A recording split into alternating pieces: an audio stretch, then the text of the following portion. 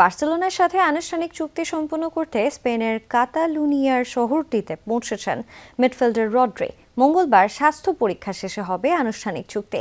বার্সায় পৌঁছেই আগামী মৌসুমে চ্যাম্পিয়ন্স লিগ সহ ট্রেবল জয়ের লক্ষ্যের কথা জানিয়েছেন বিশ্বকাপে গোল্ডেন বল জয়ী এই footballer. Denzel Dumfries, Bernardo Silva, mark Cucurella. Summer transfer উইন্ডোর শুরুর দিকে এই তিন ফুটবলারকে দলে ভেড়ায় রিয়াল মাদ্রিদ, কিন্তু এই তিন ফুটবলারকেই দলে নিতে আগ্রহী ছিল আবার বার্সেলোনা। বলা হয় মরিনিয়োকে কোচ হিসেবে নিয়োগ দেবার পর যেন হুয়ান লাপোর্তা আর ডেকোর ট্রান্সফার লিস্ট থেকে ফুটবলার নেওয়া শুরু করে রিয়াল।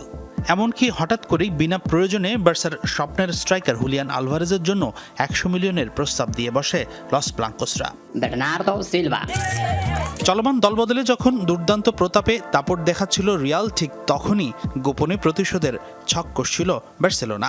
এক্সপার্টদের মতে রিয়ালের স্কোয়াডের সবচেয়ে বড় দুর্বলতা ডিপ লাইন প্লেমেকারের অভাব, অর্থাৎ টনি ক্রুজের উত্তরসূরি।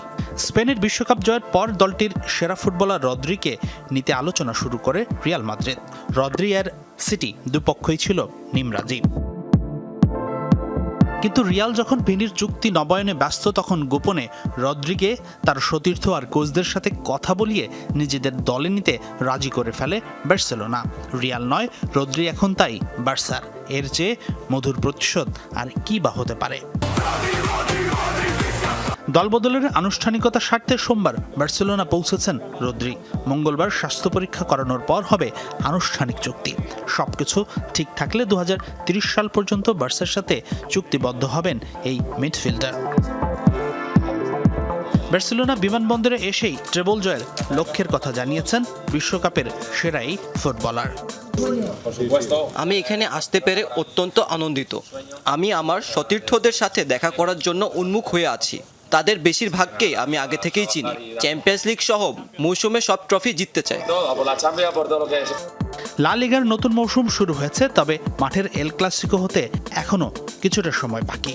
কিন্তু তার আগেই তো দলবদলের বাজারে হয়ে গেল ভিন্ন ধরনের এক এল ক্লাসিকো মহারণ। এবার সবকিছু শেষে রিয়াল বার্সার মাঠের দ্বৈরথের অপেক্ষা। হাসিনুর রহমান, যমুনা স্পোর্টস।